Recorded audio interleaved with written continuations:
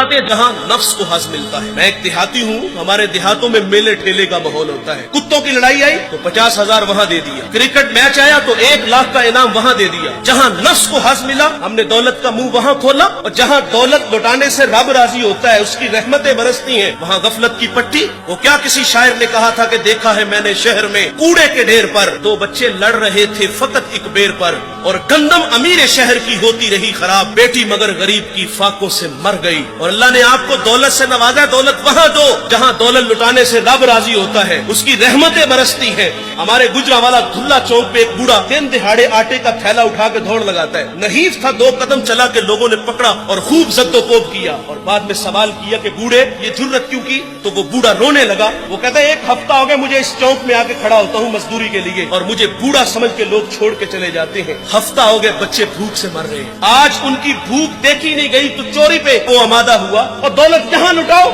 ये नवाए वक्त में एक खबर छपी थी, कमालिया की बेटी वो शादी के काबिल थी, एक रिश्ता मिला, उधर से बारात आ रही है, इधर बेटी वाले तैयारियों में। हमसायगी में से किसी ने शरारत की कि जिसके घर में आ रहे हो वो अपनी बेटी को चंद जोड़ों के सिवा और कुछ भी नहीं दे सकता। बारात वहीं से वापस चली गई। बताओ उस बेटी के दिल पे जो कुचोके और जख्म लगे थे उसका मदावा किसने करना था? और अल्लाह ने आपको दौलत से नवाजा है। गरीबों की बेवाओं की बेटियां घरों में बूढ़ी हो रही हैं, तुम कुत्तों की लड़ाई पे पैसे लुटा रहे हो, तुम हिजड़ों पे दौलत लुटा रहे हो। अगर दौलत लुटाने का शौक है तो माशरे में फैले हुए दुख देखो, यतामा मसाकीन पे दौलत लुटाओ ताकि तुम खुदा की रहमतों के मुस्तहिक ठहरो।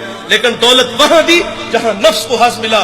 जब उस बेटी ने कहा किफल मुझे भूख तेरे तक खींच लाई है, ये एक जुमला किफल की हदायत का सबब बना। दिल के आईने पे चोट लगी, किफल रोने लगा, हाथ जोड़ के कहते हैं बहन मुझे माफ कर दे, तू जिस इज्जत से आई है उसी इज्जत से वापस घर चली जा, और मेरे लिए दुआ कर कि मैं बड़ा ही कुत्ता इंसान हूँ, अल्लाह मुझे माफ कर दे।